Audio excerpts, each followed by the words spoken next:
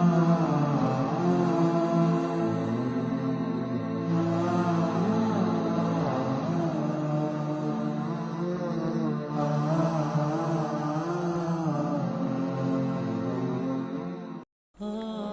উলামায়ে কেরামগণ বলেছেন, তুমি যদি আল্লাহর নৈকট্য পেতে চাও, তুমি যদি আল্লাহর নৈকট্যশীল বান্দা হতে চাও, তাহলে 4টি কাজ শেষ না করে কখনোই রাতে ঘুমাবে না।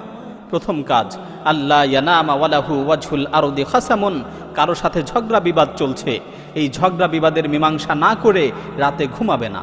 কারণ তোমার মৃত্যুর ব্যাপারে তো কোনো গ্যারান্টি নেই। এই ঝগড়া বিবাদের মীমাংসা না করা অবস্থায় যদি রাতে তোমার মৃত্যু হয়, আর বিবাদী ব্যক্তি যদি কিয়ামতের দিন তোমার বিরুদ্ধে আল্লাহর কাছে বিচার দায়ের করে, সেই সময় তুমি কি করবে? দ্বিতীয় কাজ, লা ইয়ামবাগি লাহু আইয়ানামা ওয়া ক্বাদ বাকিয়া আলাইহি ফারদুম মিন ফারাইদিল্লাহ, কোনো ফরজ কাজ বাকি রেখে রাতে ঘুমাবে না। আল্লাহ তাআলা তোমার উপর যেই কাজগুলোকে ফরজ করেছেন সেগুলো আদায় না করে রাতে ঘুমাবে না।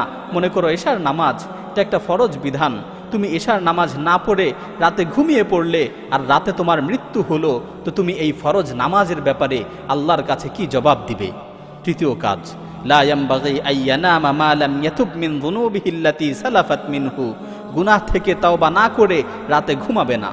মনে করো তুমি দিনের বেলায় কোনো গুনাহ করেছো আর তাওবা না করেই রাতে ঘুমিয়ে পড়লে, মালাকুল মাউত যদি রাতের বেলায় তোমার কাছে চলে আসে, রাতে যদি তোমার মৃত্যুর সময় হয়ে যায়, তাহলে যত চেষ্টাই করো তাওবা করার আর কোনো সুযোগ থাকবে না।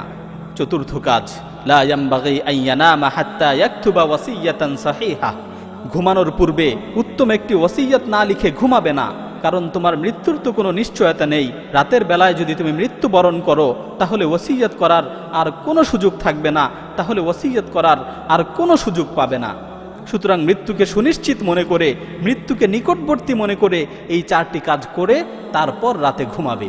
যদি তুমি এই 4টি কাজ করতে পারো, তাহলে তুমি আল্লাহর নৈকট্যশীল হতে পারবে।